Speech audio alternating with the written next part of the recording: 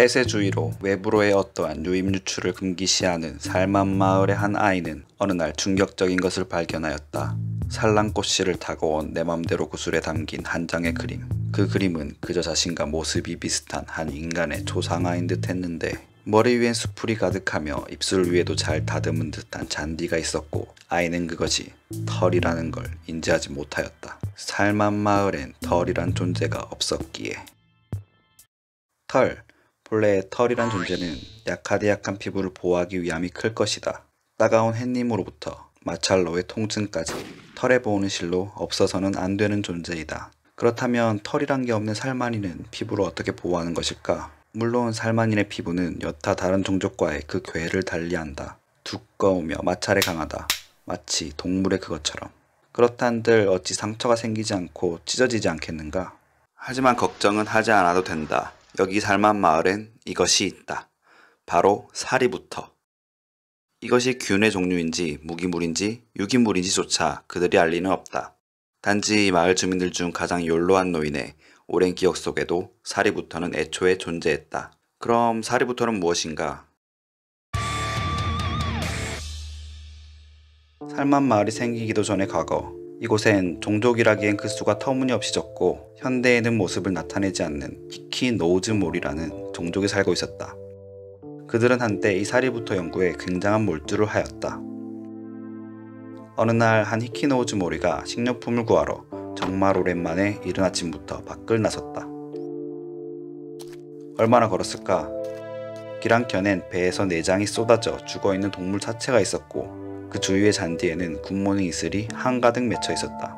굿모닝 이슬은 새벽과 아침 사이 딱 이 시간에만 구할 수 있기에 히키노우즈몰이는 굿모닝 이슬을 잔뜩 채취하였다. 그러고 식료품과 함께 집으로 복귀. 무언가 먹을 땐 늘 서더스를 보며 외로움이라도 달래던 그의 습관 때문일까? 아니면 싱싱한 굿모닝 이슬을 한가득 채취한 탓일까? 생생한 아침의 풍경을 다시 보고자 조금 전 채취한 이슬을 이슬 늘리기에 돌려봤을 때 그는 먹던 음식을 모두 뱉어버릴 정도로 놀라고 말았다. 바로 아까 길 한켠에 있던 동물 사체의 내장이 빠른 속도로 검어졌다 빨개졌다를 반복하고 있던 것이었다. 그는 얼른 달려가 보았다. 집 밖으로 나갈 때 먼저 수십 번이고 고민하다 포기하던 그였지만 이번엔 달랐다. 한 걸음에 달려간 그는 코를 찌르는 악취조차 느끼지 못하곤 사체를 뚫어져라 조사하였다. 그리고 발견한 것이 작은 물체, 바로 사리부터이다. 그들이 알아낸 바에 의하면 사리부터는 몸속에 침투하여 각 기관 중 가장 건강한 세포를 찾아 그곳에 기생하며 복사, 그 후 그 건강한 세포 주위의 세포들을 먹어치우며 붙여넣기를 하며 이동한다. 그것을 반복한다. 즉 탁월한 재생 능력, 그것도 가장 건강한 세포 레벨로 재생을 한다는 것이다. 거기다 이 재생 능력에는 어떠한 제한조차 없었다. 실로 감탄할 만한 능력이다.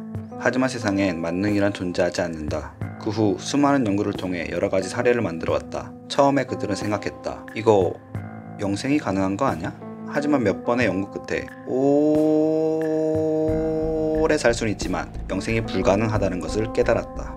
영생이 불가능한 첫 번째 사례로 살, 즉 세포를 제외한 다른 것들에는 반응하지 않는다. 뼈나 치아 등엔 무용지물이란 말이다. 둘, 이 사리부터는 가장 건강한 세포를 복사한다. 이 말은 즉슨 가장 건강한 세포가 이미 노화했거나 무언가 문제가 있다면 그것을 복사 및 붙여넣기를 한다는 것이다. 셋, 가장 큰 이유로 이 재생 능력에는 시간의 흐름이 존재한다. 말 그대로 사리부터의 재생 능력을 벗어난 속도로 데미지를 받는다면 재생은 불가능하다는 말이다. 물론 사리부터의 재생 속도가 이미 일반적인 노화 속도를 상회하지만 이렇듯 엄청난 능력인 건 맞지만 만능은 아니다 라는 게 연구의 종점이었다.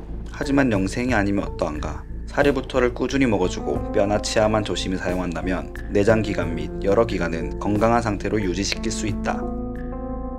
사리부터를 꾸준히 먹을 수만 있다면.